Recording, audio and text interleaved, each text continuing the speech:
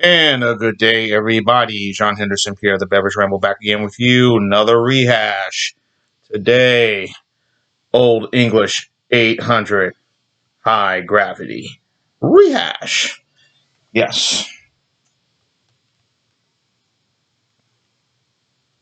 Boom, boom, boom. Oops, I'm sorry.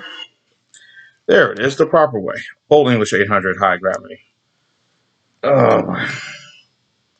8%, introduced in 2001. During my early beer reviews, I did this beer. And I got this in Mississippi at the time, Moss Point, Mississippi. Now, that is barely scratching the surface if I could find it in Moss Point, Mississippi. So I have to go. Thankfully, I was in Georgia visiting my brothers, their brother and my kid brother. And, ooh, wow. Came upon this beer. Oh, man, I spilled a lot. Came upon this beer, and I said, yeah, it's time for another rehash. So, of course, this beer introduced by Miller. Of course, Olde English is their father. This is the extra strong beer. Extra strong by 8%. I had you have those that are 8.5%. Only two, the VSL High Gravity and by Schlitz, and the other is the Quote 45 High Gravity. That's 8.5%. Those are very harsh. They're good, but they're extremely harsh and very strong. This is 8%. Ice House Edge, the other malt liquor that Miller has, is 8%. And, of course, you have the 8.1%. Of course, the other 8.1% beer from Miller is Steel Reserve. Of course, everybody knows about Steel Reserve. And that really kind of, well, St. Ives was probably the first one. That was introduced in 96. That is a Pabst brand malt liquor. And that was introduced 1996. And that was really super strong. But I think Steel Reserve was the first. I thought Steel Reserve came out in 2001, but knowing going back to my history, it actually started in 1994, I believe. 94, 98. I started 1994, and then certain places, and then about 2000 really kind of hit the market. So, yeah, I got to do my, I should believe it was 1994 for Steel Reserve. But you have other high gravity beers. You got that, of course, and then you have Anheuser-Busch InBev with Hurricane. They had the 6%, but the 8%, 8.1% Hurricane came out in 2000, about 2001, I believe, or 2005. And to me,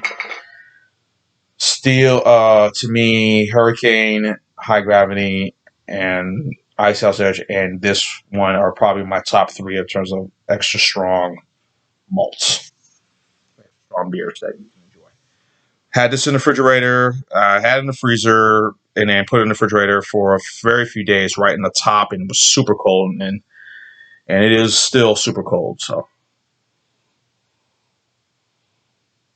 some smell of apples and some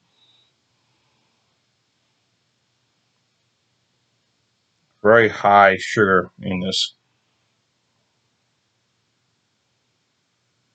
Has a fruity note immediately right away, but strong heavy malts definitely in this.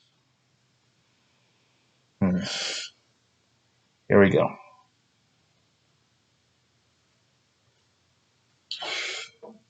Oh yeah.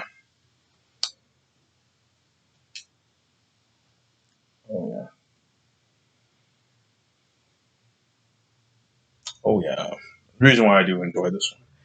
But unfortunately, I can't get this anywhere. I cannot get this nowhere here in my home, here in my adopted state. I can't say my home state, adopted state of Alabama. What we get here, obviously, is Schlitz. We get Steel Reserve and the 8.1, and we get, of course, Ice House Edge and Hurricane. Those are probably the three high gravity beers. Interesting enough, from time to time, sometimes, depending when I go to the store. Oh, that also I forgot to mention. Get back to that. I also forgot to mention the Still Reserve Triple Export. That is also, but and when I do those videos, I always say that beer.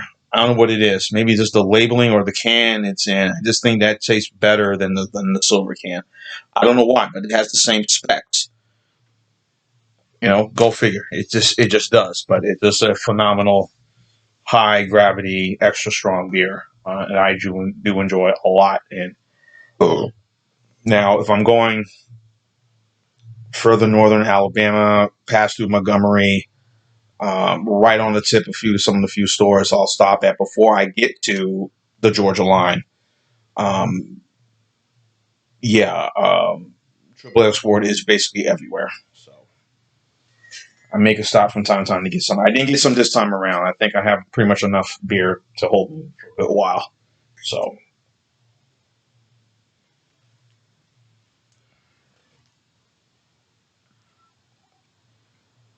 very crisp, very enjoyable, nice finish.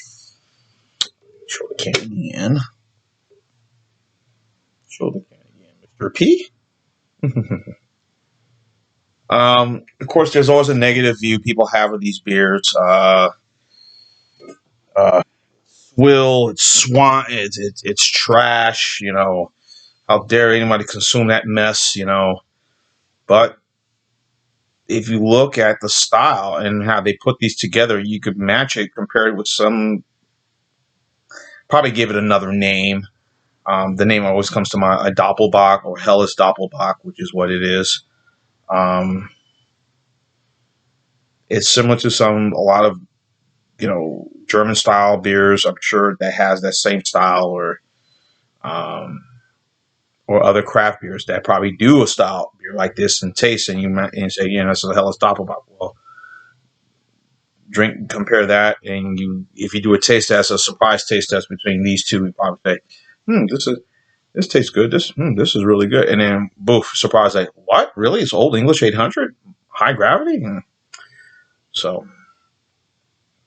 Uh, well, I thought that was a craft beer. Well, hey, sometimes you just don't know. You know what I mean? Just don't know.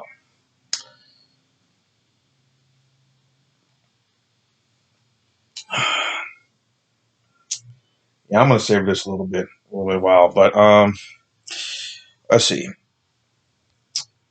Several awards it's won. Of course, we know about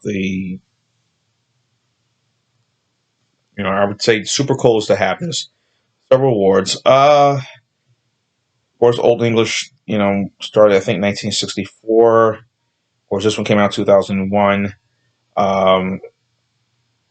If you want to look at the Mount Rushmore comparisons of strong beers, again, heavy commercial. Well, King Cobra didn't. Old English didn't really do any commercials, just radio commercials. But you want to look at the Rushmore of malt liquors or high gravity strong beers. Old English 800 would be on that list. I would say that you just want to put Schlitz and you want to put Colt 45 and Country Club. I would say those are probably the four. King Cobra, Mickey's, I'm sure will be on that list, but but Schlitz, Country Club, Colt 45, and Old English I would say those are probably the ones that really have. If I'm going to look at it of the style beers, then those would be it. So before.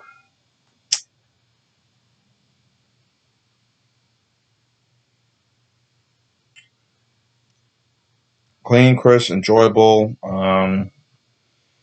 Yeah, I think I'm gonna. If I can, again, it would be great if Miller distributors it, open its distribution line to parts here in the deep South. Here in part of Alabama, going towards Mississippi. I know Old English is in Mississippi, but the high gravity, and definitely into Louisiana, Arkansas, parts of Texas, even further. It would be a great thing to see, but hey, I'm just a drinker. I can only say what I feel. So, but so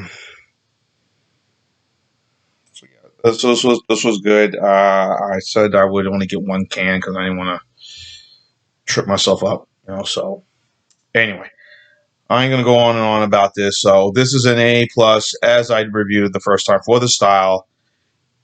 A plus, but I'll just say A. A for the Olde English High Gravity. Very good. Helles Doppelbock. Very good. And of course, the date was